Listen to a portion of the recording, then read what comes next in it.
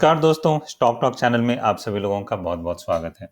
So friend, stock talk channel में आज हम किसी स्टॉक के बारे में बात नहीं करेंगे, बल्कि आज हम एक ऐसे न्यूज़ के बारे में बात करेंगे जिसका न कि हमारे स्टॉक मार्केट पे बल्कि हमारे पूरे देश के हर बाजार पे बहुत ज़्यादा इम्पैक्ट है। ये स्प्रेड हम बात कर रहे हैं अमेजॉन की।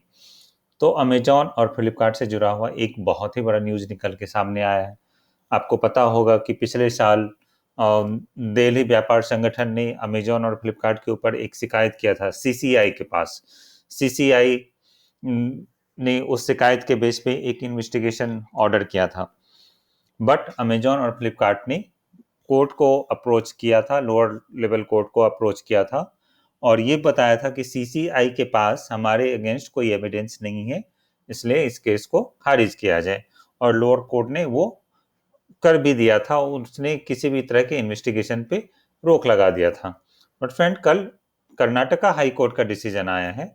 उसने उस कोर्ट के डिसीजन को वापस पलट दिया है और उसने बोला है सीसीआई को कि इसमें सीसीआई इन्वेस्टिगेशन कर सकती है और जो अमेजॉन और फ्लिपकार्ट का जो पॉइंट ऑफ व्यू था उसको सिरे से खारिज कर दिया है। तो फ्रेंड्स, हम जानेंगे, पूरी कहानी जानेंगे इसके पीछे क्या है ये लड़ाई। इससे पहले यदि आप इस चैनल पे पहली बार आए हैं तो आप इस चैनल को सब्सक्राइब करिए ताकि आपको इंटरेस्टिंग इंफॉर्मेशन टाइमली बेसिस पे आपको मिलती रहे। यस फ्रेंड्स, आप देखिए जो वीडियो, जो न्यूज का हेडलाइन है, Amazon fails to quash investigation into its Indian selling practices.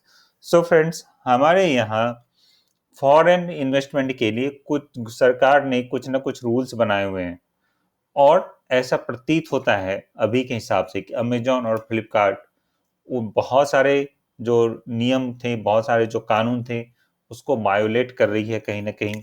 और उसी के कारण सीसीआई ने एक इन्वेस्टिगेशन प्रोब किया है। सो फ्रेंड्स, हम इसकी पूरी कहानी को समझने की कोशिश करते हैं कि पूरी कहानी है क्या। मैं आपको सिलसिलेवार ढंग से बताता हूँ कि पूरी कहानी क्या है। दिल्ली व्यापार महासंघ ने एक कंप्लेन फाइल किया था अमेजॉन और फ्लिपकार्ट पे कि इनका जो ऑनलाइन प्लेटफॉर्म है वो सिर्फ एक कुछ सेट ऑफ जो सेलर है उनको ज्यादा प्रमोट करती है, उनको ज्यादा सपोर्ट करती है और उन सेलर्स में इन कंपनियों का भी हिस्सा है जो अमेजॉन और फ्लिपकार्ट है। इस कंप्लेन के बेस पे जो सीसीआई है, जिसको हम कंपटीशन कमीशन ऑफ इंडिया भी बोलते हैं, उसने एक इन्वेस्टिगेशन का ऑर्डर जारी किया था। उस इन्वेस्टिगेशन के ऑर्डर को लोअर लेवल के कोर्ट ने होल्ड पे रख दिया था क्योंकि फ्लिपकार्ट और अमेजॉन ने चैलेंज किया था कि सीसीआई के पास ऐसा कोई भी एविडेंस नहीं है जो ये प्रूव कर सकता है कि उसका कहीं से भी उसने किसी भी एफडीआई रूल्स का उल्लंघन किया है। कल कर्नाटका हाई कोर्ट ने डिसीजन दिया है और उसने साफ साफ बोल दिया है कि इसमें जो भी पिटिशन था अमेजॉन और फ्लिपकार्ट का उसको कंप्लीटली रिफ्यूज कर दिया है, कंप्लीटली क्वैश कर दिया है और उसमें उनको कोई फर्दर रिलीफ नहीं मिलेगा। कहने का मतलब अब सीसीआई के लिए रास्ता साफ है, सीसीआई अपना इन्वेस्टिगेशन शुरू कर सकती है। इससे थोड़ा सा और पीछे चलते हैं और इसको थोड़ा और समझने की कोशिश करते हैं कि इसमें हुआ क्या था। फरवरी में जो रॉटर्स, आप जानते ही हैं, रॉटर्स से एक इंफॉर्मेशन निकल के सामने आई थी कि अमेजॉन ने जो उसके कुछ फेवरेट सेलर्स थे उसको फायदा पहुंचाने के लिए काम किया है और उनको डिस्काउंटेड फीस और भी बहुत सारे हेल्प पहुंचाई है। अब देखिए फ्रेंड, अमेजॉन पे कम से कम 4 लाख के करीब सेलर्स है इंडिया में और अमेजॉन किसको सपोर्ट कर रहा था? सिर्फ जो 33 टॉप मोस्ट सेलर थे उसमें सबसे बड़ा जो उसका सेलर है उसका नाम क्लाउड टेल है। और फ्रेंड, पता है आपको क्लाउड टेल किसकी कंपनी है? क्लाउड टेल इन्फोसिस के को फाउंडर नारायण मूर्ति के बेटे की कंपनी है। यस फ्रेंड, ये इसका इन्फोसिस से बहुत गहरा कनेक्शन है और 76% जो शेयर है वो मूर्ति, जो नारायण मूर्ति है, उनकी फैमिली कंट्रोल करती है और 33% अमेजॉन का उसमें हिस्सेदारी है।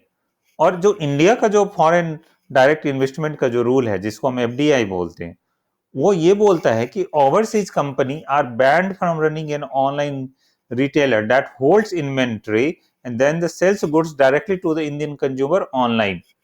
ये बताता है एफडीआई रूल कि जो बाहर की कंपनियां हैं, जो ऑनलाइन प्लेटफॉर्म देती है, वो किसी भी कस्टमर को अपना प्रोडक्ट डायरेक्टली नहीं बेच सकती है। लेकिन इन कंपनियों ने क्या किया, इन कंपनियों ने एक सेलर के थ्रू, जिसमें उनकी खुद की हिस्सेदारी थी, उनको प्रमोट किया, उनको सपोर्ट किया, उनके थ्रू सारा प्रोडक्ट सेल करवा रहे हैं और उसमें 33% हिस्सा भी होल्ड कर रहे हैं, अमेजॉन होल्ड कर रही है। तो ये एक जो हमारा रूल था उसका खुलेआम उल्लंघन किया है। अब ये इंटरेस्टिंग होगा जानना इसमें कि आगे क्या होता है। और एक और इसमें आपको पता ही होगा कि अमेजॉन, जो फ्यूचर ग्रुप और रिलायंस का जो डील हुआ था, उसमें अमेजॉन टांग अड़ा रही है, क्योंकि यदि ये डील हो जाती है तो रिलायंस को कोई भी नहीं रोक सकता नंबर 1 कंपनी बनने से रिटेल में। और I am talking about the entire world, not for India, क्योंकि इंडिया सबसे बड़ा मार्केट प्लेस है और अमेजॉन किसी भी कीमत पे ये होने देना नहीं चाहता है, वो इंडिया पे वर्चस्व कायम करना चाहता है। तो इस प्रॉब्लम से हो सकता है फ्यूचर रिटेल को भी कुछ ना कुछ, कहीं ना कहीं फायदा मिलता हुआ दिखेगा, क्योंकि future retail purely Indian company है। वो इंडियन कस्टमर को डायरेक्टली भी बेच सकती है, इनडायरेक्टली भी बेच सकती है, बट अमेजॉन बाहर की कंपनी है, वो ऐसा नहीं कर सकती है। तो यदि इस केस की वजह से यदि किसी भी तरह का एक्शन अमेजॉन या फ्लिपकार्ट के ऊपर लिया जाता है, इससे फ्यूचर रिटेल को बहुत ही जबरदस्त फायदा होगा आने वाले टाइम में। सो फ्रेंड्स, आज के वीडियो में बस इतना ही। यदि आपको वीडियो पसंद आया हो तो आप चैनल को सब्सक्राइब करिए, वीडियो को लाइक करिए और बेल आइकन प्रेस करना मत भूलिए, ताकि आपको इस तरह के इंटरेस्टिंग वीडियो आपको मिलती रहे। So thanks for watching this video friend, see you in the next video.